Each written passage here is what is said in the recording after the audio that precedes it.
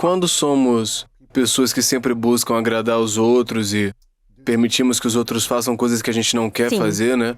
Acabamos fazendo porque não queremos decepcionar alguém, que alguém fique mal, e aí a gente Sim. fica mal porque fez Sim. aquilo. O que é que isso diz sobre nós quando a gente está sempre buscando agradar os Significa outros? que você está colocando você mesmo em último lugar e todo mundo por primeiro. E isso não significa que você deve se colocar em primeiro lugar, mas você também não deve se colocar em último lugar. Está tudo bem se você quiser dirigir até o aeroporto e buscar alguém às 4 da manhã, porque você os ama. Está tudo bem em emprestar o dinheiro a alguém, emprestar o carro. Mas se você está fazendo isso para fazê-los gostar de você, e você realmente não quer fazer isso, você está colocando eles em primeiro lugar e você em último lugar. É realmente útil pensar, isso é amor ou abuso? Estou emprestando as coisas para as pessoas quando não posso pagar? Estou dando coisas para as pessoas. Estou dando meu tempo, meu dinheiro, minha energia, quando eu não tenho para dar.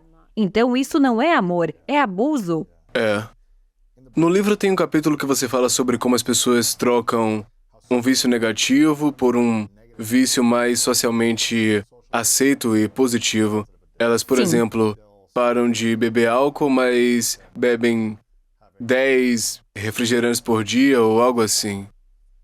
Param de fazer algo que é prejudicial, mas em seguida passam 3 horas na academia, né, como você Sim. menciona, por dia.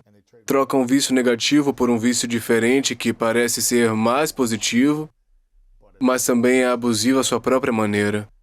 Por que certas pessoas elas trocam um vício por outro vício?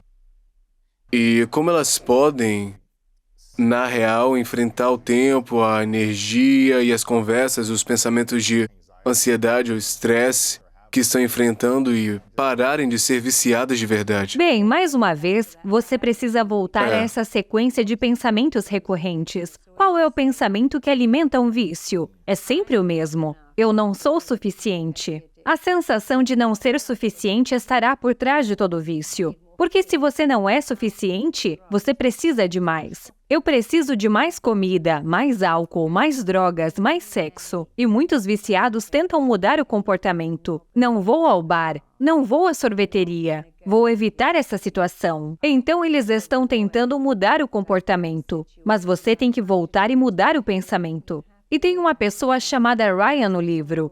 Acho que é no 2º capítulo. Ele é um exemplo clássico de alcoolismo. Que Deus o abençoe, porque ele é uma pessoa adorável. Era um viciado em álcool e drogas. Também era viciado em relacionamentos abusivos. Ele tinha ido para a reabilitação repetidamente para tentar mudar o comportamento. E a propósito, na reabilitação eles têm armários cheios de doces. Não beba, coma chocolate, coma mais chocolate. Coma mais, porque eles estão apenas trocando um vício por outro. Muitos ex-viciados dizem, sou viciado em comida, em compras, em elogios, porque eles ainda estão tratando o comportamento. O pensamento cria o sentimento que cria o comportamento. Eu trabalhei com milhares e milhares de viciados, nunca encontrei um que se sentisse suficiente. E quando você volta a isso, sempre que você acha que não é suficiente, você precisará de mais alguma coisa. Quando você sabe que é suficiente, você não precisa de bolo. Afinal, por que você precisaria de 3 pizzas seguidas de uma cerveja? Por que você precisaria de uma garrafa inteira de vinho se uma taça poderia te fazer se sentir bem? Se uma bolsa ou um par de sapatos pudessem te fazer se sentir bem, por que você tem um armário cheio deles? Obviamente não está funcionando. Mas com o vício, se você tentar tratar apenas o comportamento, você apenas troca o comportamento. Então a gente precisa voltar ao Você pensamento, precisa né? voltar ao pensamento. O pensamento vem antes dos comportamentos. O pensamento causa ações. Se você apenas mudar o pensamento, já trabalhei com muitos alcoólatras que pararam de beber, assim como o Ryan, em uma sessão, porque ele voltou para analisar o pensamento e disse, vamos mudar isso. E muitas pessoas dizem, não é incrível? Parei de beber, maratonar séries, porque percebi de repente que era um pensamento que estava causando tanta dor, e o pensamento nem era verdadeiro. É possível mudar o pensamento tão rápido assim se você tem 40 anos, é viciado há 20 anos, teve um trauma emocional que está preso no seu corpo e na sua mente, está se repetindo por décadas e décadas, né? É possível você fazer isso? mudar rápido? Ou leva alguns meses? Quanto mais enraizado isso tá, pior vai ser para você?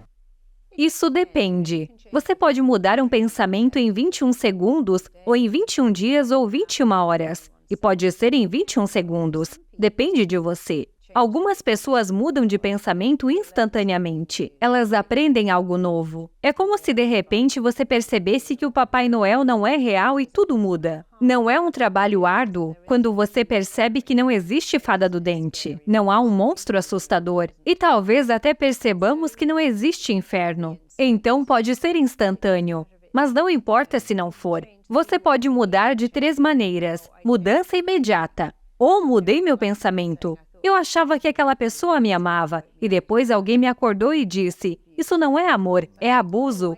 É como dizer, eu achava que estava fazendo a coisa certa ao odiar meu corpo, e não está mudando. Mas então percebi que tudo que eu pensava ser amor é abuso. Então vou fazer yoga, não corrida. Não vou comer comida de dieta. Vou amar meu corpo com comida adequada. E pode ser um pensamento instantâneo. Alguém trabalhou em um matadouro, saiu e disse, é isso, nunca mais poderei comer carne novamente. Naquele instante, tudo mudou.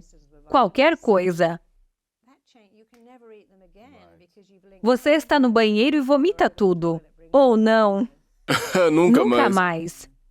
Nunca mais. Vomitando por causa Sim. do álcool da noite anterior, Não vale né? a pena. É isso? Você só pensa, não posso fazer isso de novo. Então você pode mudar instantaneamente. E esse é o melhor tipo de mudança. Mas também há uma segunda mudança, que é cumulativa. Significa pouco a pouco.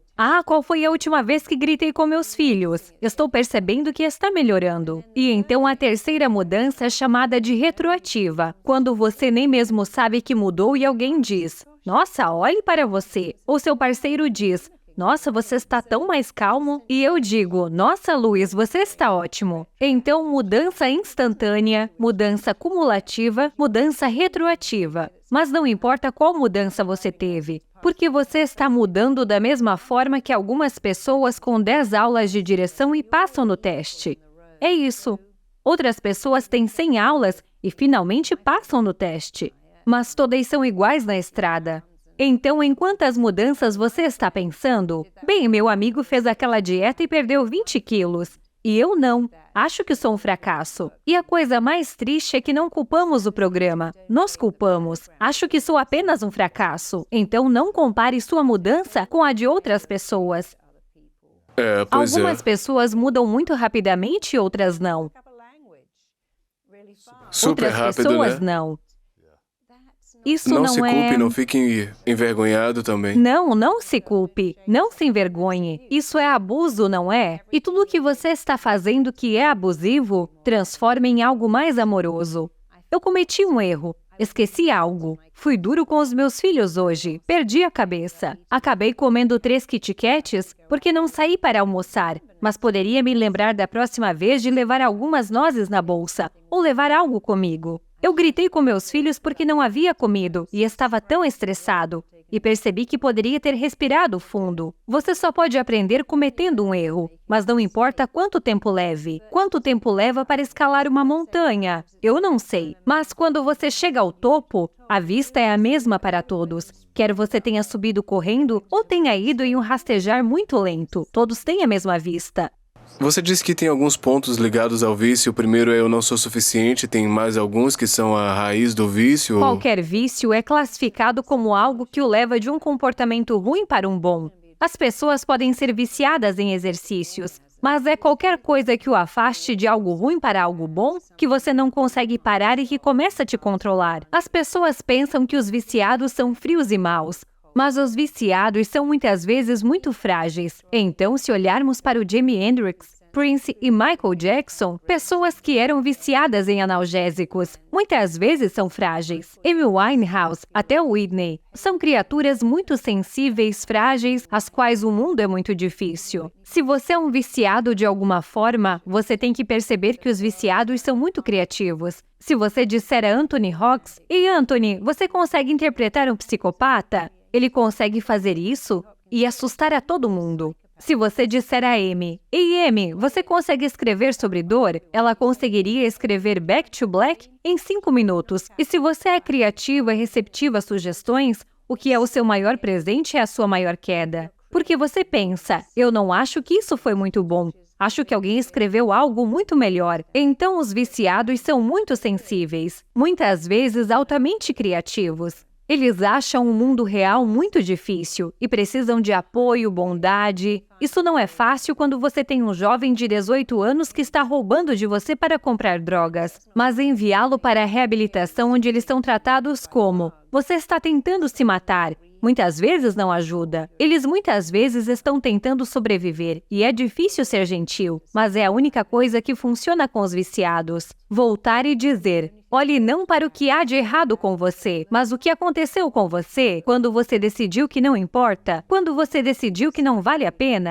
O que aconteceu para fazer você acreditar que não é suficiente?" Eu me encontrei com muitos viciados de 17 anos que dizem, "Meu pai sumiu quando eu tinha 1 ano. Ele nunca me viu. Ele tem outro filho que ele ama mais do que eu, e eu não sou nada." Eu digo, "Mas isso não é verdade. Seu pai é um idiota. Sinto muito que você tem um pai idiota, mas o fato dele não te ver não tem nada a ver com sua grandeza e seus dons." Mas é difícil para as crianças porque o valor delas é baseado em "Quem me ama? Sou amável?" E se ninguém te ama, como você pode acreditar que é amável? Conforme você envelhece, você pensa, "Caramba, tenho que parar. Se ninguém me ama e estou alinhado com a crença de que não sou amável, talvez eu possa reverter isso e dizer, "Eu sou amável. Eu sou, eu sou, eu sou." Mesmo que você ache bobo, porque não está mudando o pensamento. E sabemos que nossos pensamentos irradiam de nós. É como um imã. As pessoas pegam o nosso pensamento. Eu estava em um rancho na semana passada trabalhando com cavalos. E se o cavalo acha que você gosta dele, ele vai deixar você tocar nele e tocar onde todos os órgãos dele estão, a barriga. E primeiro o cavalo vai sintonizar sua respiração. Na verdade, ele sintoniza o seu sorriso. Se você sorrir, ele vai pensar, "Ou você gosta de mim, eu estou seguro." E ele vai deixar você segurá-lo. Mas se você estiver nervoso e ansioso, o cavalo vai se afastar. Mas as pessoas não são diferentes. Nós sintonizamos o pensamento de outra pessoa. Então, mude seus pensamentos. Certo. Porque seus pensamentos vão criar sentimentos e emoções dentro de você, né? Sua linguagem corporal muda com base Sim, nesses pensamentos. claro. E as pessoas vão captar essa energia. Sim. O que eu tô ouvindo você dizer é que as pessoas viciadas, né? O pensamento número 1 delas é "eu não sou suficiente." E então elas precisam voltar pro início, né? E reverter essa mentira, mudar esse pensamento. E como aconteceu com Ryan, não leva para sempre, pode levar 1 hora. Eu me lembro dele dizer, "Você pensa que é uma pessoa quebrada, mas você não é. Você é uma pessoa que teve algumas experiências quebradas. Você pensa que é falho. A verdade é que você teve uma criação falha, mas você não é falho. Você não é uma máquina que está quebrada. Você é uma pessoa que teve alguns eventos quebrados, mas isso não te define como uma pessoa quebrada." Mas no minuto em que você diz, "A sua camisa é horrível", ou "Olhe para teu cabelo", ou "Me chama de gordo, parece anoréxico", você deixou entrar e agora está tentando retalhar, e é como um jogo de tênis. Se você largar a raquete e sair da quadra, não poderá rebater. Por isso, a primeira coisa a dizer é "Obrigado por compartilhar isso."